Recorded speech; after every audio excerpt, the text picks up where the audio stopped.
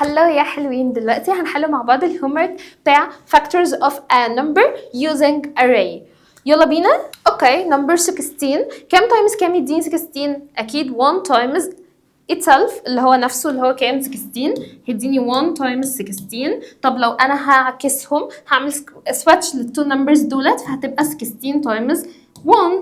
اوكي ايه بقى تاني هعمله؟ مين تايمز كام يديني 16؟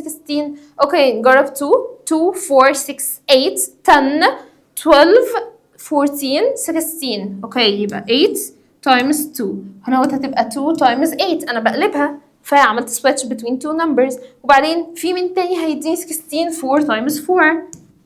اوكي مين بقى الفاكتورز بتاعتنا؟ ال1 16 2 8 and 4. اوكي دولت الفاكتورز بتاعتنا. طيب يلا بينا. 12 مين كام تايمز كام يديني 12؟